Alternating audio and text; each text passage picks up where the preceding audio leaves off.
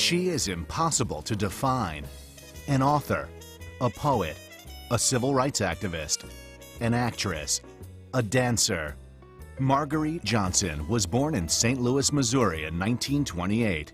When her parents divorced, she was sent with her brother to live with her grandmother in racially segregated Stamps, Arkansas. Black people depended upon other black people for sustenance, all sorts of sustenance, social, economic, religious sustenance. As a child, she formed a strong bond with her brother, who gave her the nickname Maya.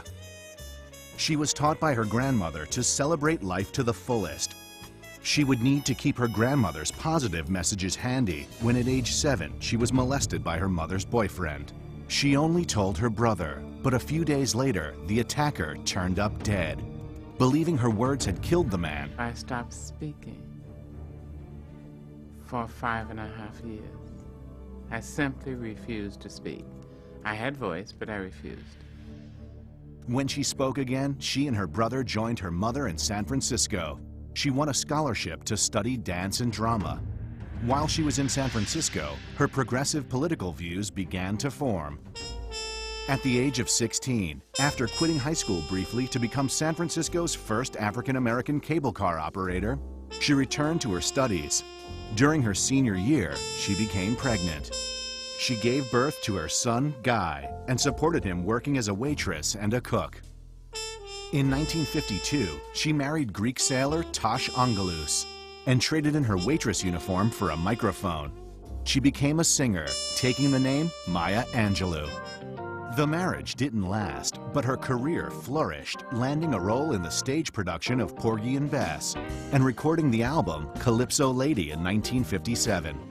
Although she had always penned lyrics and poetry, she finally began pursuing her writing more seriously. She moved to Harlem and joined the Harlem Writers Guild.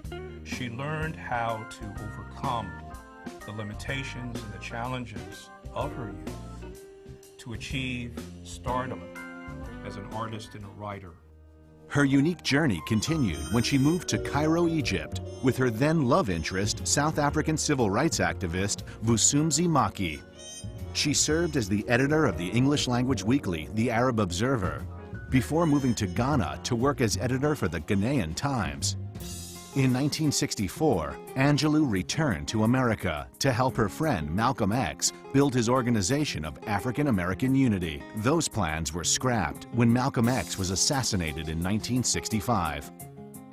The assassination of Martin Luther King Jr. in 1968 left her devastated. But along with the great joys and painful lows she had experienced, her rich life served as the inspiration for her memoir, I Know Why the Caged Bird Sings. Published in 1970, covering the early years of her life, it was a critical and commercial triumph. In the following years, more books followed, including 4 more volumes of her autobiography. By the 1980s and 90s, America as a whole, regardless of race, had a profound appreciation of her talents as an artist, as a poet, and writer, and so now she is widely seen as a national treasure.